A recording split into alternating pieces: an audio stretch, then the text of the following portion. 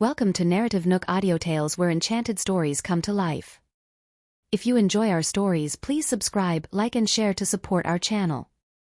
Enjoy listening. Those we've already met were easy peasy, those outside have got to wait a bit. With these words from Atli, Yolanda perked up, feeling there was some sense in what he said. But they were so far from the front that Olga was mulling over how to get chummy with those loaded ladies up there. Suddenly, Yolanda piped up, "Mom, Dad, check it out, it's Arabella." Arabella and a guy were strolling by, hand in hand. Due to the fleeting moment, Atli and Olga only caught a glimpse of their backs. Yolanda clapped a hand over her mouth, gabbing after a while, "It's that guy from last time." "Which one?" Olga was clueless about her ramblings. "Last time at Dawn Restaurant, I saw Sis with this guy." But last time, Yolanda just speculated that this dude was loaded. She didn't expect him to be so rich that he could attend this auction. This meant he was at least a big shot in these top conglomerates. So young and already a high flyer. Yolanda was green with envy and couldn't figure out how Arabella managed to snag such a wealthy, young, and handsome catch. "At Dawn Restaurant? I didn't see." Olga didn't know who she meant, but looking at the guy's back, she thought, "He seems young. I wonder which company he's from. I didn't expect that little girl to have a boyfriend so soon. She's the founder of QY. It's only normal that she finds a boyfriend of the same social standing, right? Besides, it's not weird for her to date at this age, even Yoli is engaged." Hearing Atli say this, Olga reminded her, "Yoli, remember this. If you find someone better, ditch Zachary ASAP, preferably before your engagement party." "Mom, don't worry, I got this." Yolanda, still staring at the guy's back, exclaimed again, "Mom, look, that guy and Arabella's seats are right in the first row, smack in the middle." The ones sitting with them were big shots like Kenneth, Louisa, and Hans. People they wanted to suck up to but couldn't. And they were all sitting with Arabella. "Yoli, don't sweat it. Once we win the land today, we'll snag those seats in the future." Hearing her mom's words, Yolanda felt better. Yeah, just win the land today, and they, the Murphy family, would be back in the game. "But Mom, where are we staying tonight?" "Still at the hotel?" Yolanda asked in a whisper when no one was around. "We've sold our last home too. As long as we win the land today, why worry about a place to live? Worst comes to worst, we'll move in with the old lady. She still owns a few properties. I remember there's a villa in the suburbs." Yolanda felt reassured, as long as they had a place to stay. The only thing worth mentioning they owned now was the Maybach. Everything else was sold off. Even the jewelry was gone. The only things left were the clothes they were going to wear for the engagement party. Nothing else was left. After a while, Yolanda finally noticed something off. "Mom, look at their clothes." Everyone was dressed to the nines. Even Arabella was in a light pink suit, her hair pulled up high, and she radiated a cool yet aloof aura. They, on the other hand, seemed to be misfits. Did we wear the wrong clothes? Yolanda felt uncomfortable in her dress, and it finally clicked why they received puzzled and annoyed looks at the entrance. It turned out they were dressed inappropriately. Olga realized it too and felt a tad embarrassed. They had never been to a land auction before and had no clue about the dress code. Atli tried to comfort them, saying, "Even if we did dress wrongly, it's no biggie. People will only care about who bags the land, not what you're wearing." Romeo and Arabella sat side by side in the front row, their hands tightly clasped. Hans, sitting next to them, said coldly, "Keep some distance. The AC is too cold. I'm just trying to warm Arabella's hands. I'll let go soon." On hearing Romeo, Hans turned to Arabella and asked, "Are you cold?" Arabella could only nod in agreement. Hans took off his coat and gently laid it on Arabella's lap, saying, "Wrap this around you. I'll get someone to turn up the heat." "No need." Arabella didn't finish her sentence before Hans was already speaking to a staff member. "Your high ponytail looks great." Romeo brushed a strand of hair from Arabella's forehead, admiring her delicate features, and gently said, "You look good in a suit too. You look good today too." Arabella looked into his eyes and said softly, "I'll give you that piece of land later." "Give it to me." Arabella raised an eyebrow and asked, "Don't you want to build a Ferris wheel and a shopping street?" Romeo was surprised that she knew about his plans. He had planned to give it to her once it was built. He had already thought of a name. But Arabella didn't know about his intentions. She thought he was interested in the commercial value of the land. Anyway, since someone is paying for most of it, I'm just regifting it to you. But it'll take some time. That's nice. You always think of me. Romeo leaned in closer, his breath brushing against her ear. Just as Hans finished talking to the staff, he turned around to see them whispering again, leaving him puzzled. Everyone around them was shocked to see their intimate behavior and stared in disbelief. This was the first time they saw Romeo whispering sweet nothings to a girl in public. Especially to a girl who seemed to be barely out of high school. Who the hell was she that Romeo was so smitten? Can they share the secret? Yolanda, sitting in the last row, felt a pang of jealousy seeing Romeo always leaning in to whisper something to Arabella. She couldn't help but wonder why he was so nice to Arabella. They always seemed to have a lot to talk about and share. They looked like a couple in love. No wonder Arabella was not interested in Zachary. She had already found a better choice. Before the auction even began, representatives from various groups got up to greet Romeo, the Kenneths, and Hans in the front row. Olga noticed Arabella leaving her seat and wondered where she was going. Shortly after, Romeo followed her. Seeing Arabella's seat empty, Olga quickly took the opportunity to sit next to Louisa and said, "Hello, Mrs. Collins, we meet again. You remember me, right? I'm Atlee's wife, Olga." Louisa was chatting with a few ladies when she saw Olga sitting in her daughter's seat and felt immediately annoyed. "Who gave you permission to sit here?" Caught off guard, Olga felt the mocking gaze of the ladies and tried to laugh it off. "I saw Arabella go to the restroom, so You think you can call Arabella by her first name?" Louisa immediately signaled a staff member. "Mrs. Collins, please let me explain." Before she could finish her sentence, a staff member interrupted. "I'm sorry, but could you return to your own seat?" Olga wanted to protest, but with all eyes on her, she had no choice but to stand up and smile. "Mrs. Collins, we'll chat later then." "Chat about what? Mrs. Collins doesn't even know you. Who do you think you are, trying to cozy up to her?" "Exactly. There are many people who want to suck up to Mrs. Collins, but you're the first one who's so shameless. Why are you still here? Where did this nobody even come from? Just because you walked through the door, do you think you're entitled to talk to Ms. Collins? Today's land is definitely going to be the Collins family's. Let's congratulate Mrs. Collins in advance." Louisa gestured for them to stop the premature congratulations, as she had no interest in the land and would definitely not buy it, which would mess up her daughter's plans. She and her husband were here because, after the auction, they were to attend a dinner party with their daughter. But others didn't know that. They assumed the Collins family was here in full force to buy the land, indicating its potential commercial value. This made them think even more highly of the land's value. After being snubbed, Olga vowed to teach them a lesson. However, she caught a glimpse of Louisa talking to a staff member, and soon after, they brought a new chair for Arabella. Seeing this, Olga was livid. She wasn't some virus.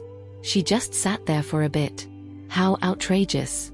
Arabella had been living at her place for 18 years, and they'd been through a lot together. Mrs. Collins' weird favoritism towards Arabella was quite noticeable, as if she had it out for her. Fast forward a bit, and the auction was about to kick off. The host explained the details about the land, its purpose, size, planning requirements, and all. Then the bidding started. The opening bid was a whopping $300 million, and each raise of the paddle was an additional $50 million. "I declare the auction open." The host banged his gavel, officially starting the bidding war. All the big corporations started throwing their hats in the ring. At first, everyone was all gung-ho about bidding until the price skyrocketed to $800 million, and then the bidders started to thin out. Arabella was still going at it, Macmillan Corporation wasn't backing down, and the Collins Group was hot on their heels. Atlee was wiping the sweat off his brow, his hand shaking. Each time he raised his paddle, he could feel his heart pounding in his chest. Olga was on pins and needles. How are they bidding so fiercely? What are we going to do now? All of our funds combined are just $1.2 billion. If this keeps up, they might snatch this land right from under our noses. This land could have been bought for $800 million originally, But now, Atlee glanced at the number on screen, which had already reached 850 million. Beads of sweat gathered on his forehead. Yolanda was also feeling the heat, her fists clenched. They needed to secure this land, or they'd be up shit creek without a paddle. 900 million. 950 million. 1 billion. Finally, Arabella dropped out of the bidding.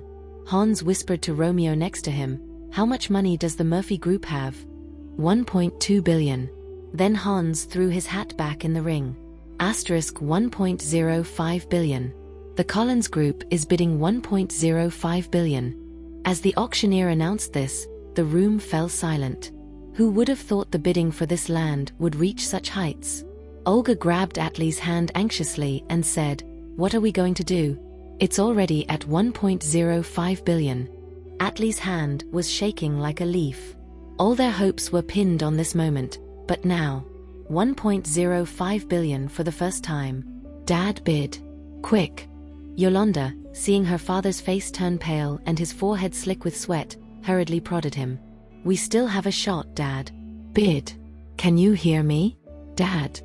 1.05 billion for the second time. Atlee finally snapped back to reality, raising his hand. The auctioneer saw him and cried out, 1.1 billion. The gentleman at the back bids 1.1 billion. Since his seat was at the back, the auctioneer didn't remember which group he belonged to, so he could only say the gentleman.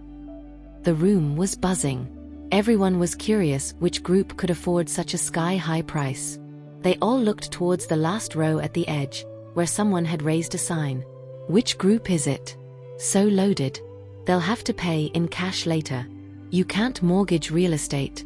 Which group has so much cash on hand? Why haven't we seen them before? And why are they seated so far back? Can they really afford this?"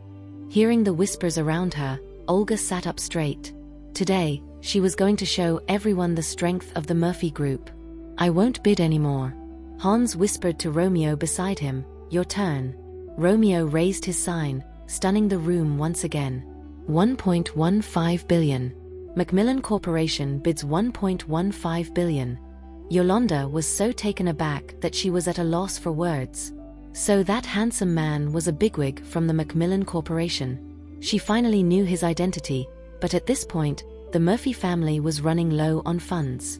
"What do? We only have 1.2 billion. Olga did the math, but she didn't expect the Macmillan Corporation to be so relentless. Now, only the Macmillan Corporation and the Murphy Group were left in the running. They had underestimated the Macmillan Corporation's power. If the Macmillan Corporation was willing, their little nest egg wouldn't stand a chance. 1.15 billion for the first time. Atlee's heart felt like it was about to explode. 1.15 billion for the second time. "Place a bid, Dad. Quick." "Atlee, what are you spacing out for? Raise the sign quick." Before Atlee even got a chance to react, Olga and Yolanda had grabbed his hand and raised the sign for him. The auctioneer exclaimed in surprise, $1.2 billion. It's the same gentleman again. Bidding $1.2 billion. Any higher bidders? Anyone? Atlee snapped back to reality and, along with Olga and Yolanda, scanned the room anxiously. To their surprise, no one else was bidding. Even the Macmillan Corporation had given up. Who would dare to go against the Macmillan Corporation? This is unbelievable. The thing is, it looks like they're about to win. QY, the Collins Group, and Macmillan Corporation all gave up. This group is insane. What's their name? They managed to hang in there till the end. 1.2 billion for the first time. 1.2 billion for the second time. 1.2 billion for the third time sold. The auctioneer quickly banged the gavel, announcing with an ecstatic voice, "Let's give a big round of applause to the gentleman at the back who successfully won the land bid. I hereby declare the auction a success. Could the gentleman please come forward? We need to sign the contract. We did it, we've won." Yolanda cried out, feeling a bit dreamlike, and hugged her mother tightly. Tears welled up in Olga's eyes. "We actually won. We beat QY, the Collins Group, and Macmillan Corporation. We got the land." Was she dreaming? This felt too surreal. "Atlee." Olga couldn't resist hugging Atli. The family of 3 hugged together. Atli had never felt so proud before. These were all top-tier international corporations, yet he managed to beat them and win the land. Calm down, calm down. Let me go pay. Atli hugged the 2 women and then stood up. On his way, several people from other corporations initiated greetings, and he responded with a polite smile, as if he had always been a successful man. All the humiliation was behind them. What's so great about that? They just got something the Collins group didn't want, right, Mrs. Collins? They're so happy about winning a piece of land. Mrs. Collins must have gotten so many better ones when she was younger. They're such country bumpkins. Mrs. Collins, they only got this land because you didn't want it. If the Collins group really wanted it, they wouldn't have stood a chance. Exactly. Several rich ladies were flattering Louisa. Louisa smiled and said, I'm glad they won it. She was initially worried that they wouldn't dare to bid. Now that they were close to failure, of course, Louisa was happy. The ladies thought Louisa was being modest and started to kiss up even more. Look at Mrs. Collins' grace and grandeur, then look at them, it's like night and day. Mrs. Collins, you're so bold. No wonder the Collins group has been doing so well for so many years. Mrs. Collins, how about having dinner at my new restaurant? Why not come to my place? We just opened a resort nearby. No, come to my place for a hot spring bath. My husband just bought a hot spring hotel. Louisa smiled and said, I have a dinner party to attend tonight. I really am sorry. Oh? That's a shame. Arabella whispered to Louisa, I'm going to the restroom. All right then. Louisa was cornered by a bunch of loaded ladies, chatting about God knew what. Mrs. Collins, I heard your daughter Serena knocked the college entrance exam out of the park with a score over 700. Makes my good-for-nothing kid look like a chump. Yeah, mine only managed a measly 600 odd. Mrs. Collins, not only are you drop-dead gorgeous and elegant, but you also know how to whip your kids into shape. You're a real-life superhero. The ladies couldn't stop singing Louisa's praises. In the midst of the excitement, Yolanda noticed Arabella sneaking off to the restroom with some guy. She couldn't help but smirk, quickly got up, and followed them. Arabella was washing her hands when she heard a gloating voice. Bet you didn't see the Murphys snagging that piece of land, did you? Yolanda strutted over, chin held high and eyes full of disdain. I saw you drooling over that plot. Why don't you get down on your knees and beg me for it? I could put in a good word with my dad, and he might even give you a discount. Are you off your rocker again? Shouldn't you be at your shrink's office instead of causing a ruckus here? Arabella rolled her eyes at her and was about to leave. Arabella, you lowlife, even if you did set up QY, you're still nothing but trash. You can't hide your low-born blood. Who are you trying to fool with that icy facade of yours? That guy must be blind to fall for you. I can't even imagine what kind of pitiful family could spawn something like you. You make me sick. Absolutely sick. Arabella.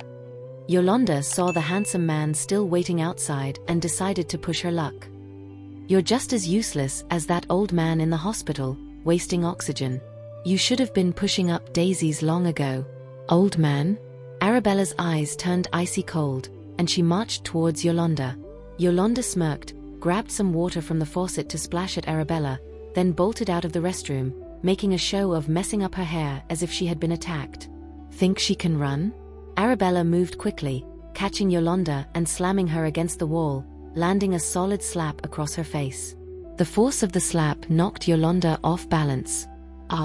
Yolanda's plan was going perfectly. All she had to do was lean into that guy, and he'd instinctively catch her. That would make her plan half successful. But she never expected that Romeo would pretend not to see her and instead walk towards Arabella, asking, "What's the matter?" "None of your business." Arabella turned to Yolanda, her icy eyes blazing with anger, grabbed Yolanda by the throat, and pinned her against the wall. "Who's the old man? Say it again." "Sis, I don't know what you're talking about. I can't breathe. Let go. Help." Yolanda put on a show of being in extreme pain. "Arabella, what the hell are you doing?"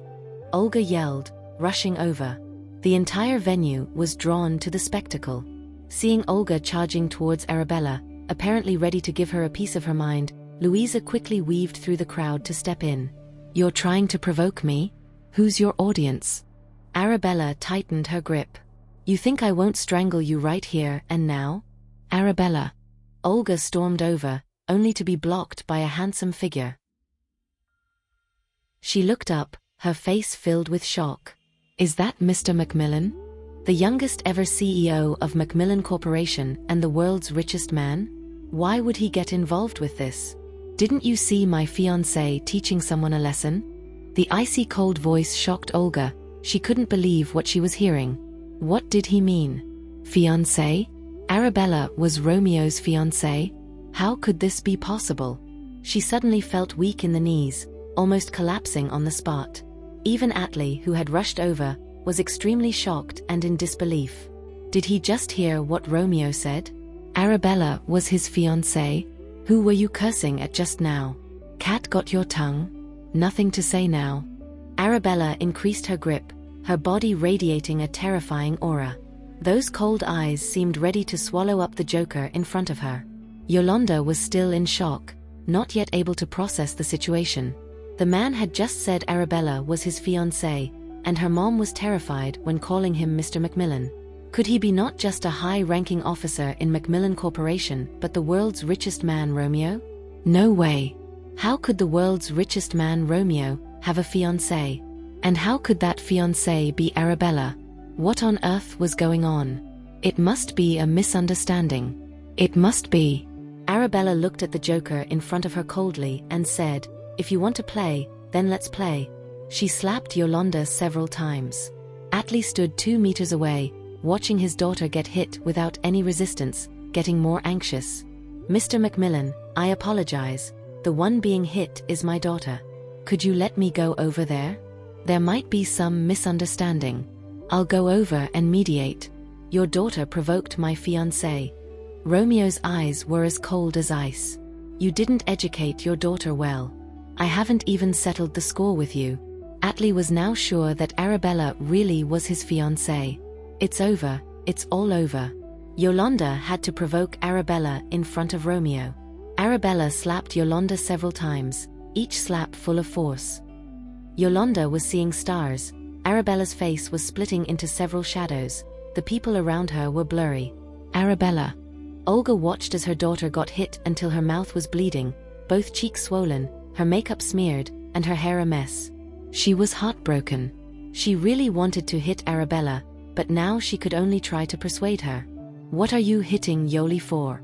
Look at her. There are so many people here. Let her go." If it had been before, Olga would have already charged over to fight with Arabella. But now that Mr. Macmillan was standing in front of her, she didn't dare make a move. She could only swallow her bitterness and plead with Arabella in as polite a tone as possible. "Why would I hit her?" Arabella sneered at the ridiculous figure in front of her. "Because she got what she deserved." What kind of reason is that?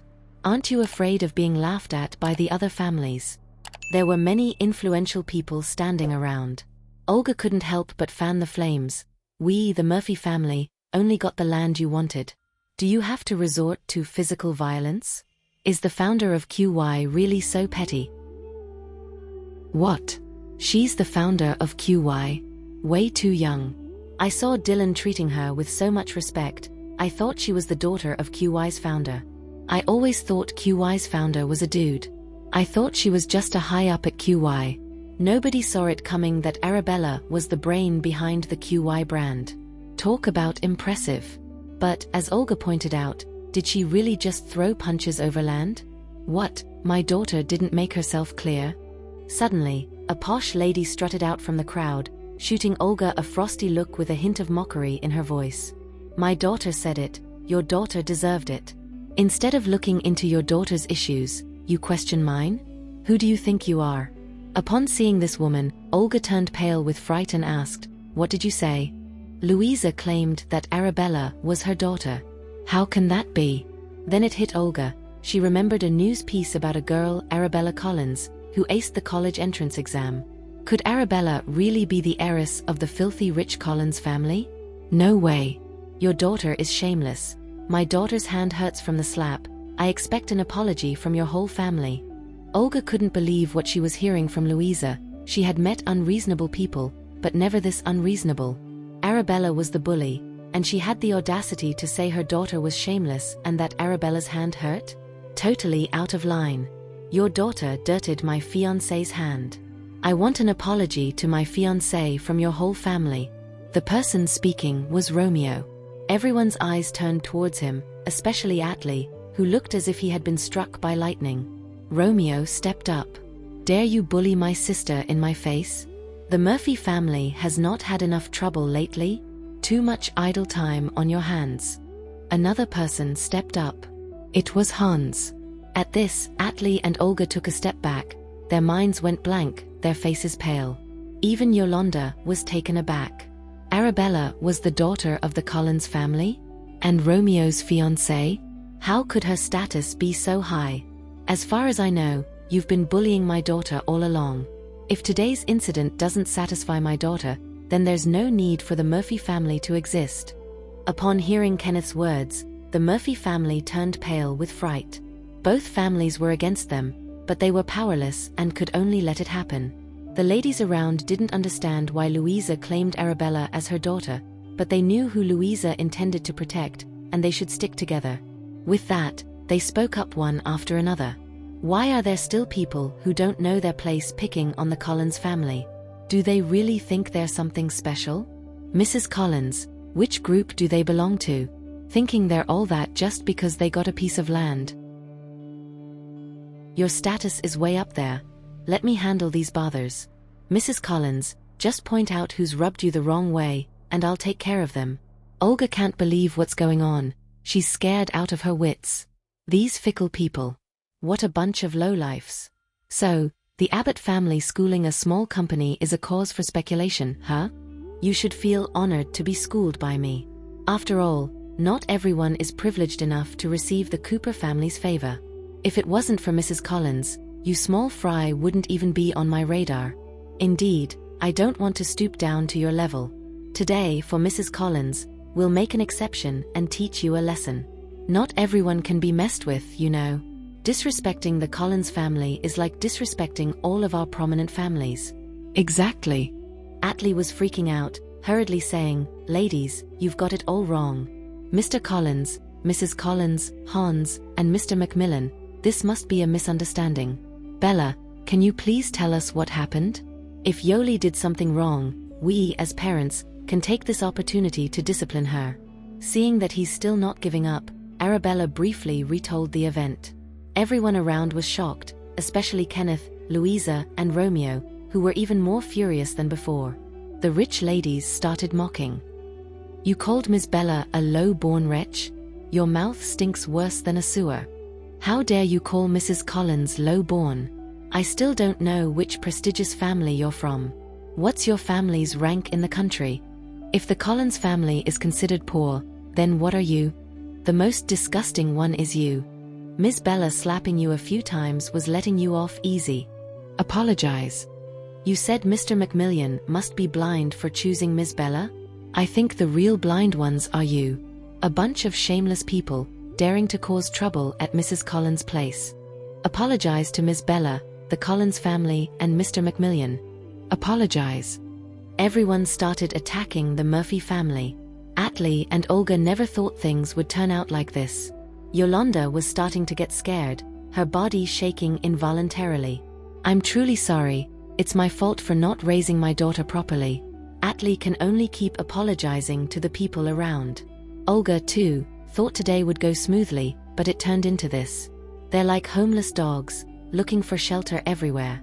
"I'm sorry, Mr. Collins, I really didn't know Arabella was your daughter." Atli walked up to Kenneth, bowing in apology. He suddenly understood the Collins family's dissatisfaction with the Murphy family. It was all because of Arabella, yet he only found out about Arabella's true identity now. Kenneth snorted coldly, turning his head away, not accepting his apology. Atli walked up to Louisa, apologizing. "I'm really sorry, Mrs. Collins. It's my fault for not raising my daughter properly and allowing her to spout nonsense." Arabella gave Yolanda a cold look, let go of her hand, and walked towards Louisa.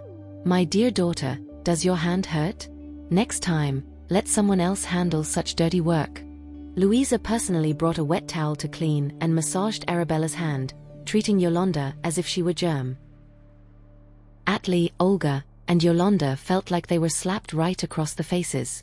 Who would believe that Louisa had the guts to say that touching Yolanda was dirty and tiresome? Was Yolanda's face that dirty?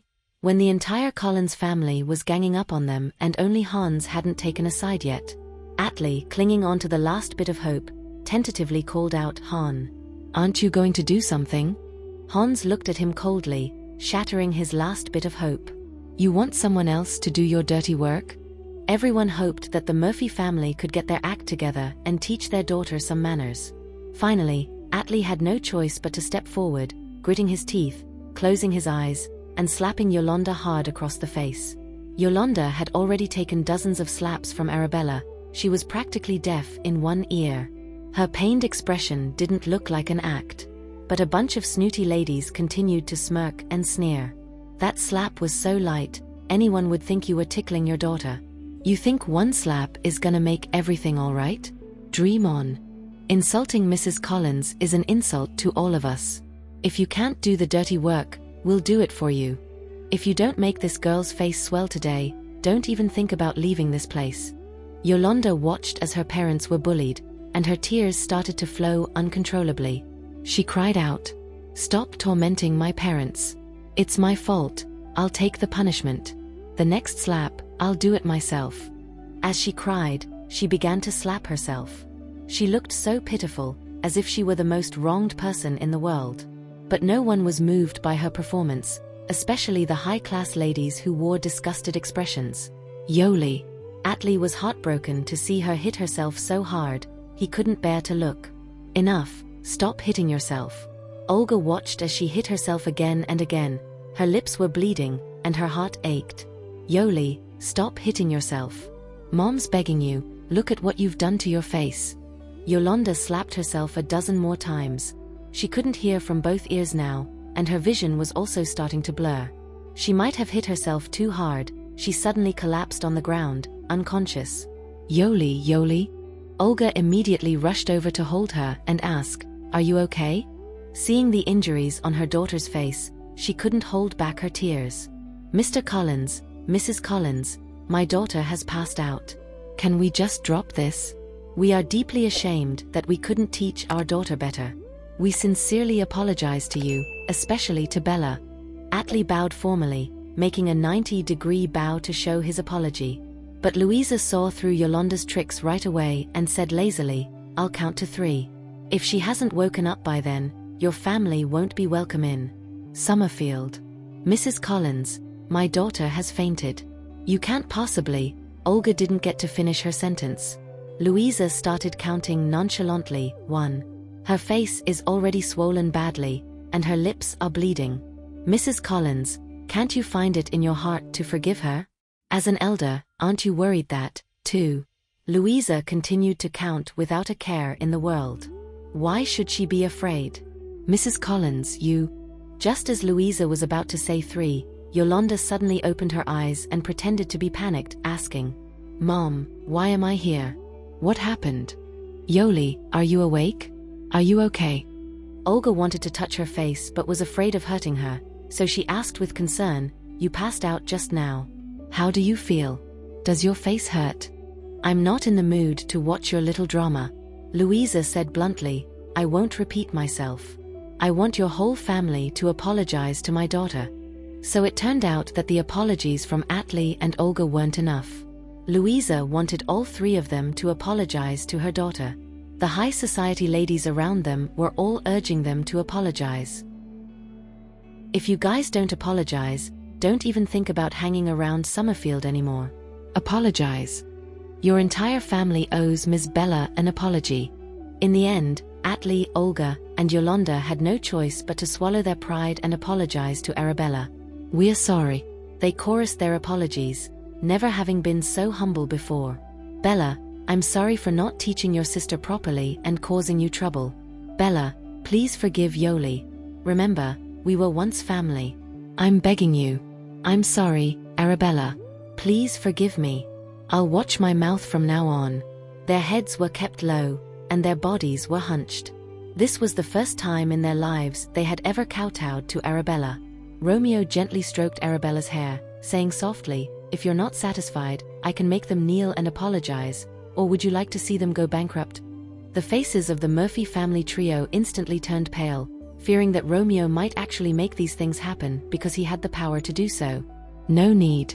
Arabella sounded impatient. "Just leave." When Atlee came back to his senses, he looked up to see that the daughter they once looked down upon had become someone they couldn't afford to offend. His feelings were mixed. They once thought her family was poor and even wanted to cut ties, but now, thank you. He never thought he would one day thank Arabella for letting them go and for not humiliating them further. He prepared to leave with Olga and Yolanda. "Hold on." A powerful voice suddenly rang out. Everyone turned toward the sound and saw an energetic old man stepping out from the crowd. He was dressed in an expensive suit with 2 assistants by his side. Atlee instantly recognized him as the head of Luna Capital, a world-renowned venture capital group. His group was even bigger than Albara Investment. He had amassed wealth through small businesses and later began investing. His insight was unique. Almost every project he invested in was a success. He had invested in many industries over the past decades, and his personal fortune was substantial. Atlee had met him a few times before and knew he was an old friend of his mother, Grace Murphy. However, they didn't meet often because he usually stayed overseas. Did he show up today for this piece of land? He had just happened to witness the earlier incident. Was he helping the Murphy family because of his connection with his mother? With this thought, Atlee felt he had found a lifeline and rushed forward, saying, "Mr. Rollins, long time no see." Thank you for listening. If you have enjoyed this story, please like and share so others can see it too. Also hit the subscription button and notification bell so you can be notified on our next release. Thank you for your support. God bless you.